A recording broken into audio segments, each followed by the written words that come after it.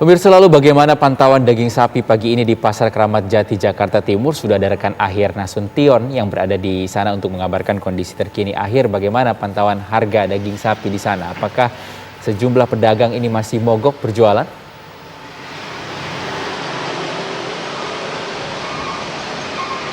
Ya, Rizky, kami pantau di Pasar Tradisional Keramat Jati, Jakarta Timur, aksi mogok yang dilakukan oleh penjual daging, khususnya daging sapi, nampaknya masih terus dilakukan.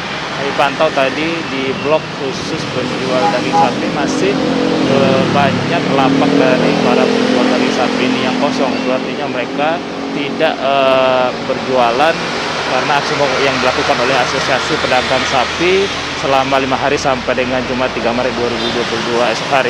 Memang ada sebagian kecil, tadi kami melihat ini para penjual daging sapi ini mulai berjualan.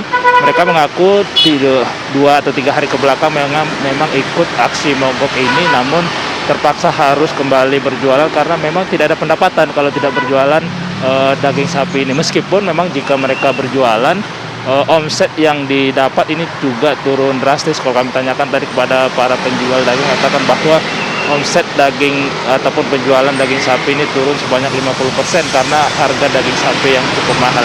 Sementara untuk harga, kalau kami tanyakan kepada pedagang di Pasar Tradisional Keramat Jati ini, harga daging sapi per kilogramnya berkisar antara Rp130.000 sampai dengan Rp135.000, naik sekitar Rp10-Rp20.000 dari harga sebelum kenaikan harga daging sapi ini.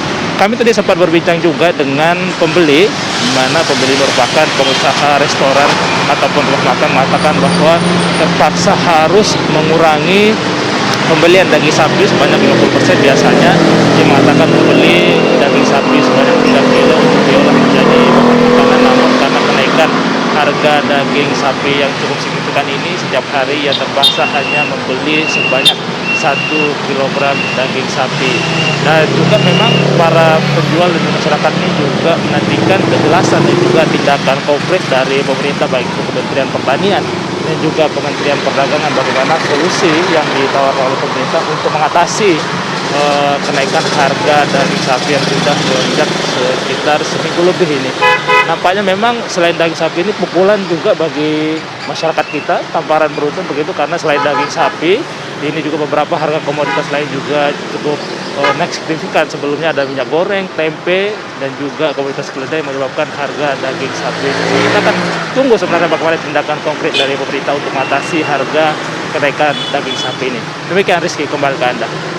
Baik, Akhir Nasution melaporkan langsung dari Pasar Keramat Jati, Jakarta Timur ya? Ya, masih ada beberapa pedagang daging yang mogok untuk berjualan pada hari ini. Ada yang berjualan namun masih dengan harga yang cukup tinggi ya.